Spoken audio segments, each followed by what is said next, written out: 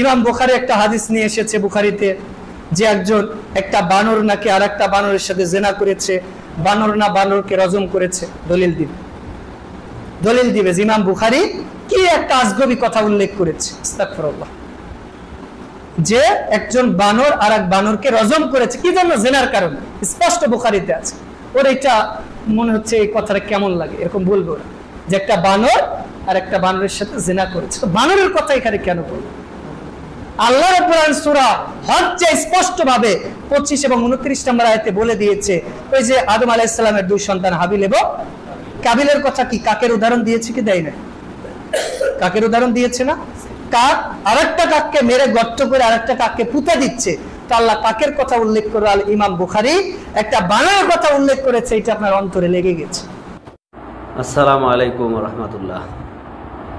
শুনলেন উনি একটা বুখারীর একটা হাদিস উল্লেখ করেছেন। জানি না ওনাকে কি বলছে, কে হাদিস শোনাইছে কে জানে। তো বিষয়টি হলো যে একটু আলোচনার দাবিদার, হাদিসটা সম্পর্কে একটু আলোচনার দাবিদার। উনি বললেন যে বুখারীতে কি একটা আজগুবি হাদিস আছে, এটা আপনাকে বলবে, মানে আমার কথা বলতেছে আর কি, যে আমি হয়তো এরকম কথা বলবো যে আজগুবি একটা কথা ইমাম বুখারী লিখছে। হ্যাঁ, মানে বলি আর না বলি উনি আইডিয়া করে বলে দিলেন হয়তো বলবো যে এরকম আজগুবি কথা লিখছে। তো এটার দলিল দিতে গিয়া যে একটা বানরীকে পাথর মারা হচ্ছে জেনা করার কারণে, এই কথা তিনি এটা লিখছেন ইমাম বুখারী। তো আল্লাহ সুবহানাহু ওয়া তাআলা স্পষ্টতই সূরা হজ্জের আয়াতে বলেছেন যে ওই আদম আলাইহিস সালামের দুই পুত্র হাবিল কাবিলের ঘটনায়, যে সেখানে হত্যা করার পর কিভাবে পুঁতে ফেলতে হবে এটা শিখাইছেন একটা কাকের মাধ্যমে, যে একটা কাক আর একটা কাককে হত্যা করে মাটি চাপা দিচ্ছে।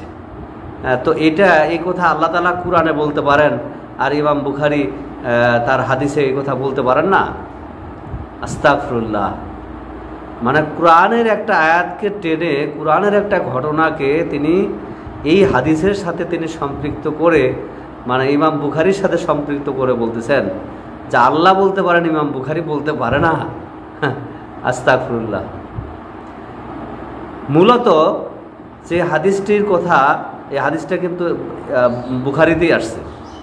আপনারা অবশ্যই স্ক্রিনে লক্ষ্য করেন, আমি হাদিসটি এখানে নিয়ে আসছি। উনি হাদিসের নাম্বার দেননি, আমি খুঁজে বের করে হাদিসটা এখানে নিয়ে আসছি। দেখেন স্ক্রিনে নাম্বার সহ, এবং হাদিসটা স্পষ্টতই এখানে দেখতে পাচ্ছেন, যেখানে বলা হয়েছে যে আমর ইবনে মাইমুন রাদিয়াল্লাহু তাআলা থেকে বর্ণিত। তিনি বলেন যে জাহেলিয়াতের সময়কার কথা, তিনি জাহেলিয়াতের সময় অর্থাৎ রাসূল সাল্লাল্লাহু আলাইহি ওয়াসাল্লামের নবুয়তেরও আগের ঘটনা, তিনি দেখেছিলেন যে একটা বানরীকে শাস্তি দেওয়া হচ্ছে পাথর মেরে। তো কিসের কারণে পাথর মারা হয়েছিল? পাথর মারা হয়েছিল ব্যভিচারের কারণে, জেনার কারণে তাকে শাস্তি, মানে এই পাথর মারা হচ্ছে। তখন আমিও তাদের সাথে সামিল হয়ে পাথর নিক্ষেপ করলাম। এটা মানে কেউ বলবে এটা আজগুবি কথা। তো ভাই আজগুবি কথা না, এটা কোন কথা ভাই বলুন?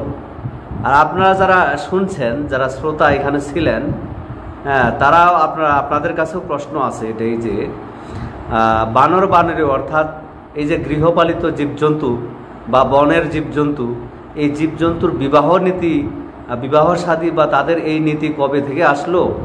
আর তারা ব্যভিচার করলে তাদেরকে পাথর মেরে হত্যা করতে হবে, এই বিধান কবে থেকে আসলো? হ্যাঁ, তাহলে তো গরু ছাগল হাঁস মুরগি যা আছে, এরা যারা ব্যভিচার করতেছে তাদেরকে পাথর মেরে তো হত্যা করে ফেলতে হবে, এদেরকে তো আপনি রাখতে পারবেন না। যদি বানরের জিনা ব্যভিচারের শাস্তি যদি পাথর মেরে হত্যা করা হয়ে থাকে, যেটা জাহেলিয়াতের যুগে দেখছে, আমর ইবনে মাইমুন নামের কোনো এক সাহাবীর নাম করে এখানে হাদিসটা উল্লেখ করা হয়েছে। যদিও একটা তাবি একটা এই মানে হাদিসটা বর্ণনা করছে। হ্যাঁ, যে হাদিসটা সম্পর্কে আমি দুটা কথা বলেই নিই গেছে, কেননা এই হাদিসটা সম্পর্কে আহলে হাদিস আন্দোলন তাদের যে মাসিক আত-তাহরিক পত্রিকা আছে, মাসিক আত-তাহরিক পত্রিকায় স্পষ্টতই এরা মানে মাসিক আত-তাহরিক পত্রিকায় প্রশ্ন করা হয়েছিল এই হাদিস সম্পর্কে প্রশ্ন করা হয়েছিল, ওনারা বলছেন এটা কোনো হাদিসই না। ওনারা এটা এক কথায় বলে দিচ্ছেন যে এটা কোনো হাদিসই না। হ্যাঁ, আর উনি এরকম একটা আজগুবি কথাকে, হ্যাঁ, বুখারীতে আছে বলে এই আজগুবি কথাকে তিনি দলিল প্রমাণ হিসেবে সাব্যস্ত করতেছেন, আবার কোরআনের আয়াত দিয়ে তিনি এটার ব্যাখ্যা করতেছেন। নাউজুবিল্লাহ মিন যালিক, ঠিক আছে, কোরআনের সাথে সম্পৃক্ত করতেছেন। হ্যাঁ, অথচ হাদিস ফাউন্ডেশন, হ্যাঁ, আপনার আহলে হাদিস আন্দোলনের সেই পত্রিকা যে মাসিক আত-তাহরিক, হ্যাঁ, তারাই এর প্রশ্নের উত্তরে বলছে এটা কোনো হাদিসই না। এই যে আপনারা এখানে মাসিক আত-তাহরিকের স্ক্রিনশটটা আপনারা এখানে দেখতে পাবেন। এখানে মাসিক আত-তাহরিকে যে প্রশ্ন উত্তরটা দিছে আপনারা এখান থেকে দেখে নিন। এখানে দেখেন স্পষ্টত এখানে কোন মাসের পত্রিকা, কোন সালের পত্রিকা স্পষ্টত উপরে লেখা আছে। আপনারা স্পষ্টই দেখতে পাবেন ইনশাল্লাহ, মনোযোগ সহকারে পড়ে দেখুন।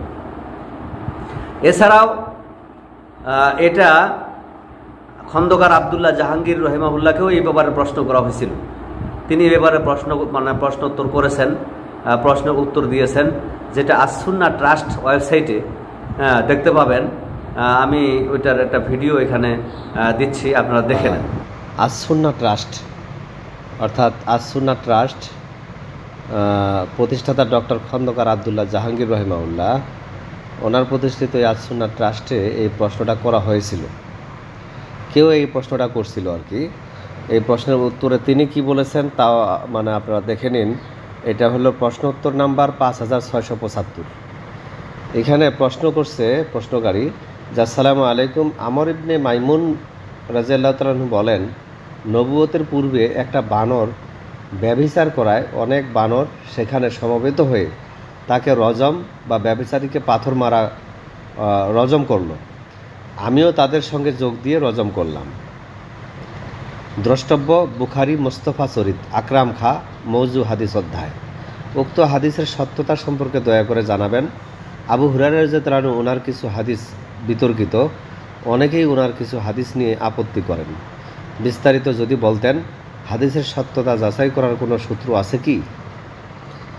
দেখেন উনি উত্তর দিচ্ছেন, ডক্টর খন্দকার আব্দুল্লাহ জাহাঙ্গীর রহিমাহুল্লাহ উত্তর দিচ্ছেন, ওয়ালাইকুম আসসালাম। উক্ত হাদিস যে সত্য নয় সেটা তো মাওলানা আকরাম খা বলেই দিয়েছেন।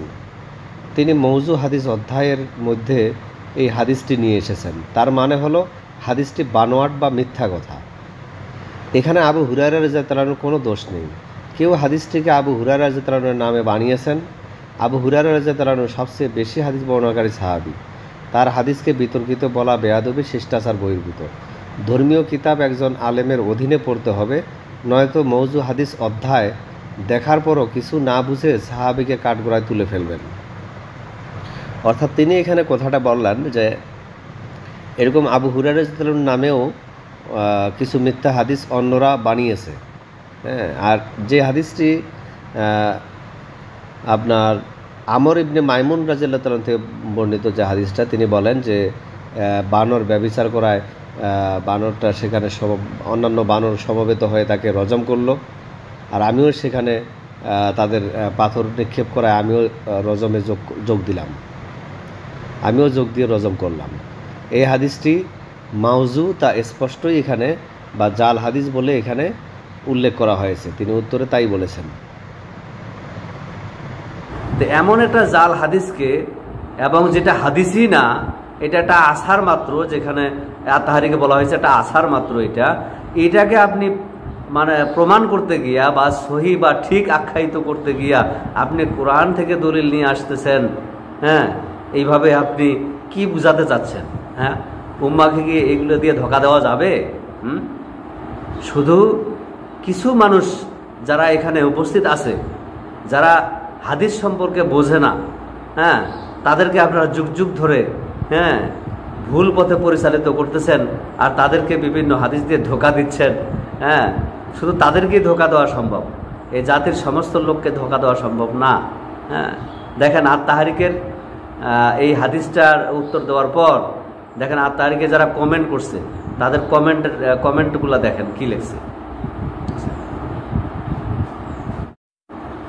আর আদম আলাইহিস সালামের দুই ছেলেকে নিয়ে যে উদাহরণটা এখানে আপনি পেশ করছেন, সূরা হজ্জের ঘটনা নিয়ে আসছেন, যে আদম আলাইহিস সালামের দুই ছেলে একজন আরেকজনকে হত্যা করছে, এখন তাকে লুকাবে কিভাবে, তাদের এই বিষয়ে জ্ঞান ছিল না। এই জন্য আল্লাহ সুবহানাহু ওয়া তাআলা কাকের মাধ্যমে তাদেরকে দেখিয়েছেন। এই ঘটনা সকলেরই জানা। তবে এই যে রজম করে একজন ব্যভিচারীকে যে রজম করতে হবে, পাথর মেরে হত্যা করতে হবে, এটা অজানা কথা নয় যে এটাকে আপনাকে ওই বানরের দিয়া উদাহরণ দিয়ে দিতে হবে। হ্যাঁ, ওই বানরের উদাহরণ টেনে আনতে হবে, সেই জাহিলিয়াতের যুগের একটা ঘটনাকে টেনে আয়না প্রমাণ করতে হবে যে রজমের বিধান এইভাবে ওই বানর থেকে নিতে হবে। হ্যাঁ, এটা এমন নয়, কারণ রজমের বিধান তাওরাতে আছিল। তাওরাতে রজমের বিধান ছিল। ইহুদিরা অর্থাৎ ইহুদিদের কিতাব সেই তাওরাতে অর্থাৎ মুসা আলাইহিস সালামের উপর নাজিলকৃত কিতাব তাওরাত, এই তাওরাতে রজমের কথা আছে আগে থেকেই। আল্লাহ রসুল সাল্লাল্লাহু আলাইহি সাল্লাম খুব ভালো করেই জানতেন যে তাওরাতে এই রজমের কথা আছে। এই ব্যাপারেও আমরা মুসলিম, বুখারী এবং মুসলিমে হাদিস পাই। ইনশাল্লাহ আপনারা স্ক্রিনে লক্ষ্য করলে দেখতে পাবেন যে বুখারী মুসলিমের হাদিসটি এখানে আমি দিয়ে দিলাম, যেখানে আপনারা স্পষ্টত বুঝতে পারবেন যে রজমের কথা আগে থেকেই তাওরাতে ছিল, বুখারী মুসলিমের হাদিস দ্বারা প্রমাণিত। ঠিক আছে, তাহলে নতুন করে আপনার ওই মানে জাহিলিয়াতের যুগের ঘটনা বানরি থেকে আপনার নিয়ে আসতে হবে না, উদাহরণ নিয়ে আসতে হবে না। ঠিক আছে, যেটা আপনার ব্যাখ্যা, আপনার মনগড়া ব্যাখ্যা এবং একটা বানোয়াট ব্যাখ্যা আপনি উপস্থাপন করছেন, যেটা কোরআন দ্বারাও না এবং হাদিস দ্বারাও যেটা স্বীকৃত নয়।